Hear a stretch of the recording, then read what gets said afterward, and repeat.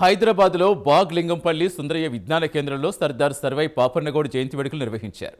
ఈ కార్యక్రమంలో పాల్గొన్న retired DGP doctor J Purnachandrarao మాట్లాడుతూ పాపన్నకు నిజమేనివ్వాలంటే కేవలం పూలమాల వేయటం కాదన్నారు. ప్రజా ఐక్యత సాధించి ప్రజాస్వామ్య మార్గంలో రాజకీయ అధికారంలో సముచిత భాగస్వామ్యం పొందడమే నివ్వాలని స్పష్టం చేశారు.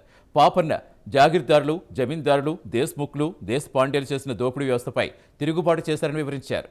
పేదరైతులు, బీసీలు, ఎస్సీలు, ఎస్టీలు, శ్రమజీవులను ఒకే జెండా కిందకు తెచ్చి పాపన్న తన సైన్యం నిర్మించారని, అదే ఆయన విజయానికి కారణంగా చెప్పారు. రాష్ట్ర జనాభాలో 56% ఉన్న బీసీలకు కేవలం 279 మంది ఎమ్మెల్యేలు మాత్రమే ఎన్నికయ్యారని పూర్ణచంద్రరావు పేర్కొన్నారు. ఈ అసమానత ప్రజాస్వామ్య పద్ధతిలో సరిదిద్దాలని తెలిపారు. బీసీ, ఎస్సీ, ఎస్టీ, ముస్లిం, మైనార్టీ, మహిళా వర్గాలు ఓటు శక్తితో ఐక్యమై తమ జనాభాకు తగిన రాజకీయ వాటా సాధించుకోవాలని స్పష్టం చేశారు. మాజీ బీజేపీ పూర్ణచంద్రరావు సార్ గారిని తన సందేశాన్ని ఇవ్వాలని కోరుతున్నాను. అధ్యక్షత వహించినటువంటి అంబాల్ నారాయణ గారు, సహచరులు చిరంజీవులు గారు, ప్రొఫెసర్ తిరుమల గారు, వెంకటేష్ గారు, రవికుమార్ గౌడ్ గారు, తర్వాత బాలరాజ్ గౌడ్ గారు, మరి ముఖ్యంగా ఆయన ఆధ్వర్యంలో ఈ కార్యక్రమం నడుస్తున్న వారికి, కత్తి నెహ్రూ గారికి, అందరికీ శుభాభివందనాలు. తిరుమల గారు బ్రహ్మాండంగా చెప్పారు. మనకి సర్వాయి పాపన్న గారి ఫిలాసఫీని చెప్పారు. ఆయన గొప్పతనం మన అందరికీ తెలుసు, గొప్పవాడని మనకు అందరికీ తెలుసు. అదే దానిలో ఆయన చెప్పే మాట ఏంటంటే ఈ అంశం కూడా అదే, బహుజనులని కలుపుకుని ఎట్లా పోవాలా అనేది కూడా అంశం ఈ రోజున మాట్లాడాల్సింది. యాక్చువల్గా ఈ రోజున అసలు ఈ రకమైన కార్యక్రమాలు ఎవరు చేసినా కానీ మహనీయుడి గురించి గొప్పలు చెప్పడం అనే కార్యక్రమాన్ని చేస్తున్నారు, కానీ బహుజనుల పాత్రను కలుపుకోవటం మీద మాత్రం ఎక్కడ చూడట్లే. నేను అభినందిస్తున్నా ఎవరైతే దీన్ని సెలెక్ట్ చేశారో ఈ టాపిక్ని. మన తిరుమల గారు చెప్పినట్టు పాపన్న గారు ఒక కులానికి చెందిన వ్యక్తి కాదు. మరి కర్మ ఏంటంటే ప్రతి కులం ఆ కులంలోని మహనీయుల్ని వాళ్ళు ఈ జయంతులు, వర్ధంతులు జరుపుతూ మా కులం వాళ్ళు చాలా గొప్పవాళ్ళు అని చెప్పుకోవడానికి ఇన్నాళ్ళు సాగింది. అది అవసరమే కూడా, ఎందుకంటే కుల సంఘాల పాత్ర ఉంది. ఆ కుల సంఘాల పాత్ర ఏంటంటే స్వాభిమానాన్ని, సెల్ఫ్ రెస్పెక్ట్ని పెంచే విధంగా కుల సంఘాలు పనిచేశాయి. అలాగే కులానికి కావాల్సిన కొన్ని వెల్ఫేర్ సంక్షేమ కార్యక్రమాల గురించి కూడా పనిచేశాయి. అది అవసరమే, చారిత్రక అవసరం. అయితే ఈ రోజున ఏంటంటే ఈ మహనీయులు ఎవరైనా కానీ, అటు పూలే కావచ్చు, అంబేద్కర్ కావచ్చు, పాపన్న గౌడ్ కావచ్చు, శివాజీ కావచ్చు, ఎవరైనా కావచ్చు, వీళ్ళు మన అందరి మనుషులు, మన అందరి మహనీయులని అన్ని కులాల వాళ్ళు, పాలిత కులాల వాళ్ళు అనుకోవాల్సిన అవసరం ఉంది. పాలక కులాలు మనం వాళ్ళు ఇంతవరకు మనకు కొన్ని నేర్పెట్టారు. ఆ నేర్పెట్టిన దానిలో కొంతమందే మహనీయులు అని చెప్పి మనం చిన్నప్పటి నుంచి స్కూళ్ళల్లో అన్నిట్లో కూడా అవే చేయటం, వాళ్ళకే జయంతులు, హాలిడేస్ అన్నీ వాళ్ళ పేరనే సాగుతూ ఉన్నాయి. మన చరిత్ర తెలియకుండా పోయింది. మన చరిత్ర తెలియకపోతే మనం ఎవరమో తెలియం. మరి ఆయన చెప్పినట్టు రీసెర్చ్ చేయాలి. ఏదో ఒకటి చెప్తారు కదా కథ, ఇల్లు ఇల్లు అలుగుతూ పేరు మర్చిపోయిందంట. విన్నారా ఇది మీరు? ఈగ తన పేరు మర్చిపోద్ది. అది చిన్నప్పుడు నా పేరేంటని అడుగుద్దామని, నాకు తెలీదు అదుగా అని చెప్పి కథ, మరి గొలుసు కట్టు కథ ఉంది. అదంతా చెప్తే మళ్ళీ మీకు 10 నిమిషాలు పోద్ది, కాబట్టి నేను చెప్పట్లే. మనం యూట్యూబ్ ఛానల్లో పలానా లింక్లో చూడండి అని చెప్దాం ఇక నుంచి.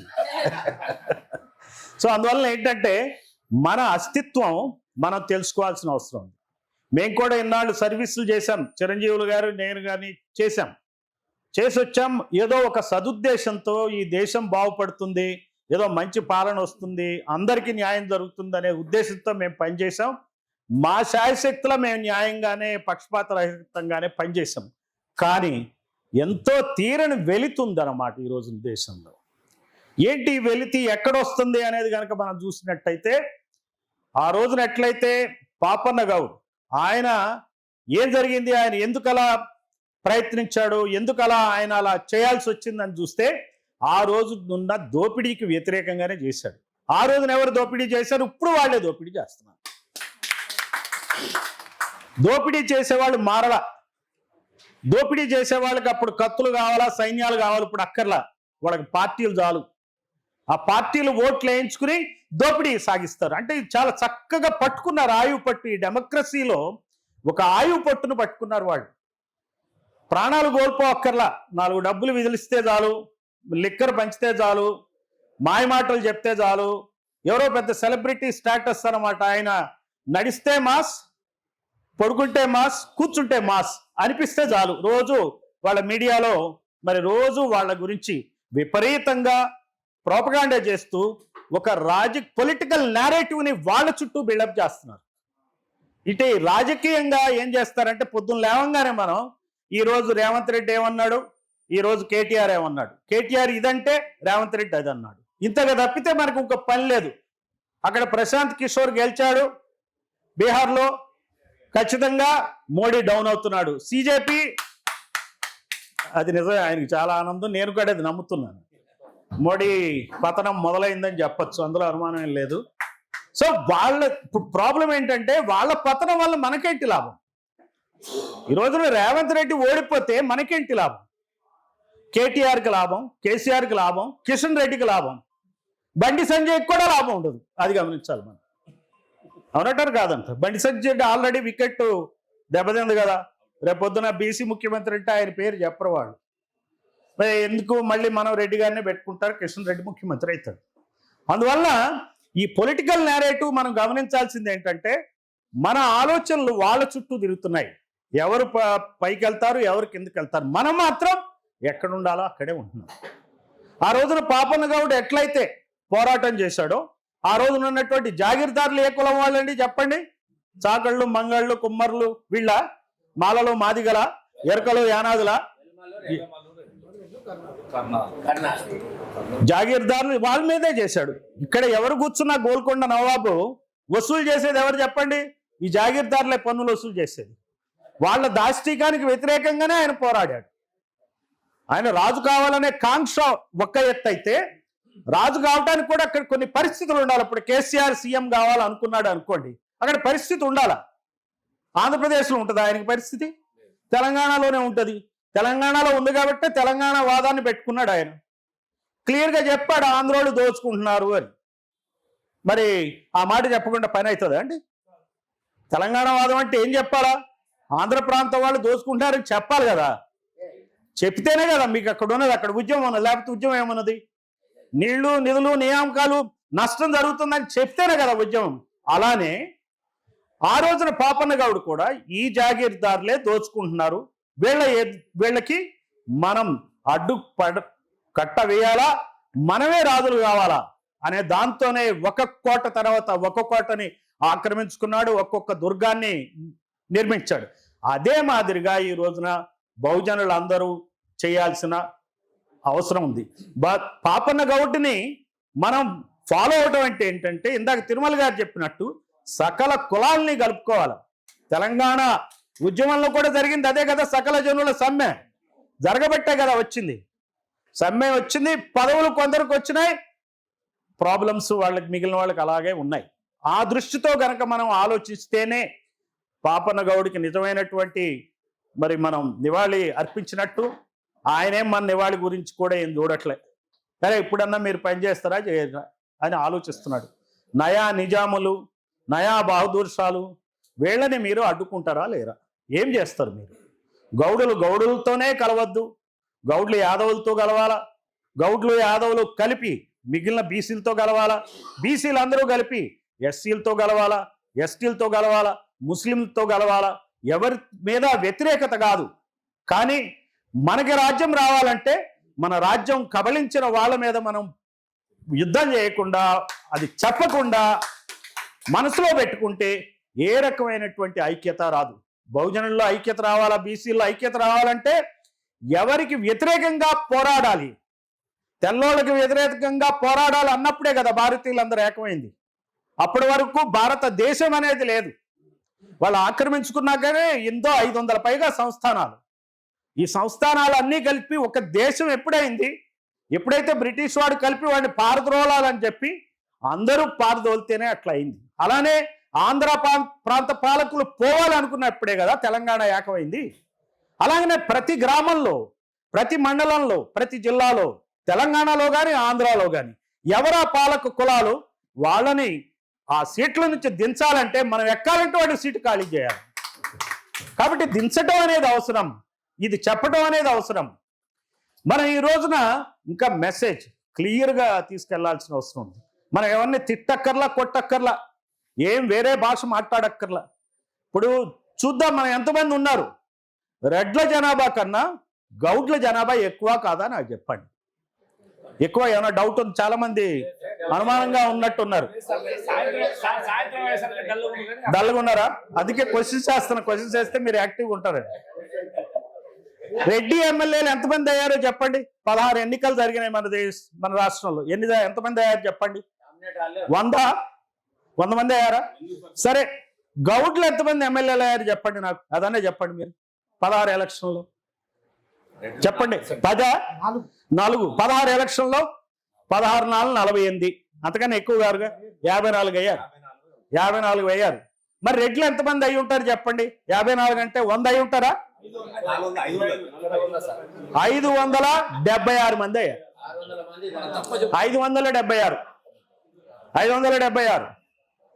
మరి ఇంకేం కావాలి గౌడ్లు ఏకం కావటానికి?